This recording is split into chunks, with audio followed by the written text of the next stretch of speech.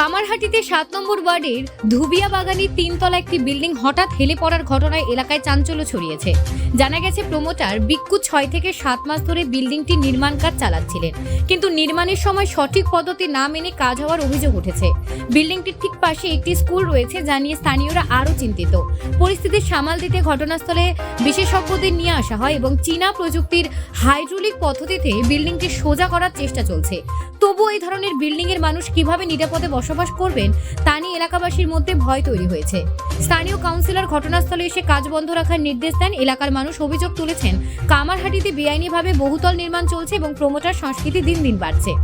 তাদের দাবি, যদি এই ধরনের বেআইনি নির্মাণ বন্ধ না হয় তাহলে কামারহাটিতে বসবাস করা ক্রমশ ঝুঁকিপূর্ণ হয়ে উঠবে।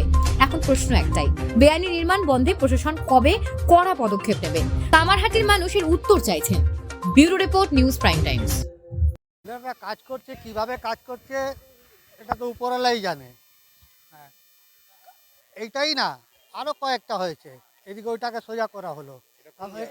এইটা এই ধবিয়া বাগানের ভিতরে সামনে ও বিল্ডিংটাও বেঁকা হয়ে গেছিল। মোটামুটি প্রায় যেটা ভালোভাবে কনস্ট্রাকশনের কাজ হচ্ছে না সেগুলো বেঁকে যাচ্ছে। অনুমতি কি নেওয়া হয়? কারণ একটা বিল্ডিং তৈরি করার ক্ষেত্রে পৌরসভা থেকে অনুমতি নিতে হয় এবং সয়েল টেস্টের ব্যাপারটাকে নিয়ম মানতে হয়। নিয়ম মেনে কি হয়েছে? ওটা নিয়ম মেনে হয়েছে কি হয়নি এটা তো আমরা বলতে পারবো না সঠিক। আমরা যাকে আমরা নিজে ভাড়া বাড়িতে থাকি, কিন্তু হ্যাঁ পাশে যে কোনো সময় হতে পারে। এটা তো মানে বাচ্চারা আছে, ছোট ছোট বাচ্চারা পড়তে আসে, তার জন্য তো অনেক প্রবলেম দাঁড়িয়ে যাবে না। যদি বিল্ডিংটা বসে যায় তাহলে ছোট ছোট বাচ্চা মারা যাবে, যার বাড়ির লোক মারা যাবে, তার তো ক্ষতি। এখনো বিল্ডিংটা তৈরি হয়নি, এখনই জগ যেখানে নিচে দুটাই দুর্বল হয়ে গেছে, তাহলে পলিটিক্যালি কি হতে পারে? ভবিষ্যতে আরও খারাপ হতে পারে। এখন তো এতটা হয়েছে, কিছুদিন পরে আরও বেশি হয়ে যাবে। আপনারা কাউন্সিলরকে জানিয়েছিলেন বা পৌরসভা চেয়ারম্যানের কাছে যে এরকম ভাবে একটা আশঙ্কাজনক অবস্থায় বিপজ্জনক? জানে সবাই জানে এখানে। হ্যাঁ জানে, ওরা বলেছে কাজটা বন্ধ করিয়েছে কাউন্সিলর। স্থানীয় কাউন্সিলর এসেছেন এখানে? হ্যাঁ স্থানীয় কাউন্সিলর এসছে ৭ নম্বর ওয়ার্ডে। ও তো কাউন্সিলর ঘুরছে পাড়ায় ঘুরে দেখে বলে। মানুষ আতঙ্কে রয়েছেন, ভয়ে রয়েছে যে এরকম যদি পড়ে যায় তাহলে এলাকার মানুষের তো করতে একটা না ভয়ে কিসের, কিন্তু কেউ কিছু বলতে পারবে না। এখানে যে আছে বিল্ডার্সকে কেউ কিছু বলতে পারবে না, ইচ্ছা মতন কাজ করে। পারবে না কেন বিল্ডার্সকে? অনেকটা ব্যাপার আছে এটা। সব ভিতরে অনেকগুলো। হ্যাঁ বিল্ডিংয়ে অনেকে কাজ আছে, যেটা আপনারা তো মানে জানেন যে কোন এলাকায় জি+ কত পাস হয় আর কীভাবে হচ্ছে, কত ছাড়তে হয়। এগুলোতে মানে আমাদের কনজেস্টেড এরিয়া, যদি 2 কাঠা জমির ভিতরে ছেড়ে কাজ করে তাহলে তো লোক বাসাবাস করতে পারবে না। এবং বাড়িটার সামনে কোনো ছাড়ই নেই, না কোনো ছাড় নেই। দাদাগিরি চলছে এলাকায়, ভয়ের পরিবেশ, তাই কিছু দাদাগিরি চলছে কি, দাদাগিরি মানে বলতেও ঠিক না আর না বললেও ঠিক না। আপনি ক্যামেরার সামনে বলতে ভয় পাচ্ছেন? না ক্যামেরার সামনে কোনো ব্যাপার না, ক্যামেরার সামনে ভয় পাবো কেন? ক্যামেরার সামনে যদি আমি ক্যামেরার সামনে এসে ভয় পাইতাম তাহলে তো আমি বলতেই পারতাম না। মেন আছে ওরা কিভাবে কি করে কাজ করে নিয়ে আসছে, কাজ করছে। এখানে তো মানে আমরা বেশিরভাগে জুট মিলে চাকরি করার লোক, আগেকার লোক শিক্ষিত না, তো ওরা জানে না কিভাবে কাজ হচ্ছে কিভাবে হচ্ছে না। যারা প্রমোটিং করছে, যারা প্রমোটার, তারা কি কোনো কাউন্সিলরের কাছের লোক? না এমন কোনো ব্যাপার না, অন্য জায়গা থেকে এসে। হ্যাঁ এটা মানে আমরা যখন ছোট ছিলাম তখন এটা পুকুর ছিল। আমার নাম হলো খুরশিদ আলম। কি হয়েছে কি, সকালবেলায় শুনলাম এটা, কালকে রাত্রিরে হয়তো একটু আভাস পেয়েছি আমরা, সকালে বাজার পর শুনলাম এইটা একটা বিল্ডিংটা এদিকে এক সাইডে নড়ে গেছে আর কি। তার পাশের বিল্ডিংটা অবস্থা দেখুন একই ব্যাপার। এবার জানি না কি হবে কামারহাটিতে পার্টিকুলারলি। একটু কিছুদিন আগেই শুনেছিল আপনারা 5 নম্বর ওয়ার্ডে হয়েছিল, এটার সাথে হলো এন্টায়ার কামারহাটিতে এটা চলছে। খুবই এখানে যারা বাস করে না, খুব ডেঞ্জার, রিস্কে, একবার রিস্কে। এই যে বিল্ডিংটার কত তলা? এই তো দেখছেন তো আপনি, যখন G+4 করে রেখে দিয়েছে। কি ছাড় আছে যে নিয়ম যে বিল্ডিং এর যে নিয়ম ছাড়? দিন তো কামারহাটিতে 1% নিয়ম যদি হয় মেনে নেওয়া হয় তাহলে অনেক বড় কথা আর কি।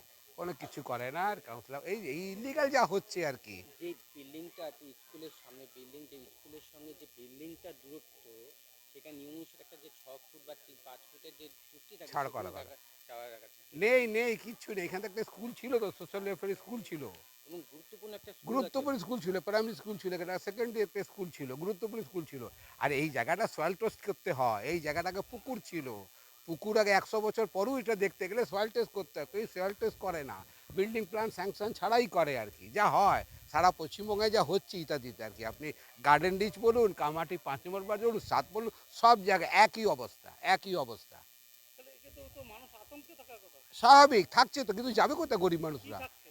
আতঙ্কিত হিসাবে থাকছে, কখন কি হবে অঘটন ঘটবে কেউ বলতে পারে নাকি? এবার কি 13 জন এখানে মারা গেলো গার্ডেন নিচে, আজকে এখানে কেউ যদি কিছু অঘটন ঘটে মারা যাবে। এই দেখেন তো কত গিমজি এলাকা, ডেন্সলি পপুলেটেড এলাকা, মাইনরিটিজ এলাকা, কিন্তু যা হচ্ছে আর কি, কিছু করার নেই, কিছু বলার নেই, কেউ বলতে যাবে না, কেউ কিছু করতে যাবে না, তাহলে এই তো অবস্থা। মানুষ কি ভয় কি কেউ কি বলতে? অফকোর্স ভয়, এটা আর বলতে আর অপেক্ষায় রাখেনি, অফকোর্স ভয়।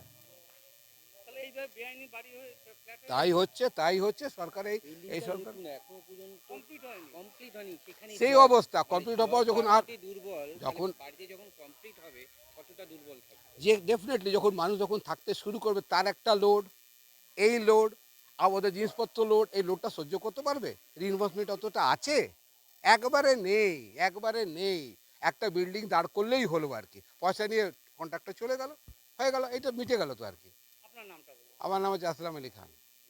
পাশে একটা বহুতল নির্মাণ হচ্ছে, সেই বহুতল নির্মাণে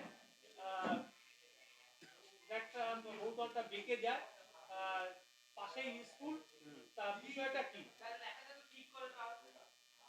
বিষয়টা ওরা যা করেছে সেটা কিভাবে করেছে, কোন রকমে করেছে সেটা তো আমরা বলতে পারবো না। মিউনিসিপাল থেকে জেনে এসেছে, মিউনিসিপাল থেকে লোক এসেছিল, আমরা কমপ্লেনও দিয়েছি।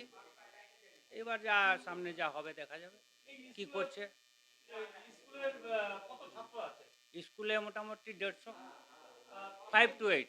এই যে এতগুলো ছাত্র আছে, আর দুর্ঘটনা ঘটলে তো ছাত্রদের তো বলবো হ্যাঁ, কি হবে? কিছু অসুবিধা হতে পারে। তা এই যে স্কুলেতে দেখলাম যে ছাড় নেই, কি বলবেন? যে বিল্ডিং তৈরি করা বেঙ্গল মিউনিসিপাল অ্যাক্ট অনুযায়ী যে ছাড় দেওয়ার কথা, সেই ছাড় নেই, কি বলবেন? সেটা আমরা কি করে বলবো? আমরা তো এইসব মানে আমরা বলতে পারবো না। আমরা এইসব তো মিউনিসিপাল দেখবে, কাউন্সিলর দেখবে, ও লিগাল আছে কি না ইললিগাল আছে সেটা তো আমরা বলতে পারবো না। তা সম্পূর্ণটাই কি ইসেতেই হচ্ছে, বেআইনিভাবে? সেটা কিভাবে হয়েছে আমরা কি করে বলবো? কিন্তু আমরা যা দেখছি, পেপারস আছে কি না আছে, কোথা থেকে পারমিশন নিয়েছে সেটা তো আমি বলতে পারবো না। আমি তো স্কুলের একটা হেডমাস্টার, আমি তো সেটা বলতে পারবো না। সেটা তো আমার যাচাই করারও অধিকার নেই। পারমিশন নিয়েছে কি নিয়ে নাই, সাইট প্ল্যান আছে কি না, বিল্ডিং প্ল্যান আছে কি না, সেটা তো আমি কি করে বলবো? তাহলে সবটাই কি বেআইনি? আমি কি করে বলবো যে বেআইনিভাবে হচ্ছে? দেখে তো আমার মনে হচ্ছে যে ছাড় হয়নি, নিয়ম মতন হয়নি। নিয়ম কি আছে? মিউনিসিপ্যালের নিয়ম কি আছে? 4 ফুট ছাড়া।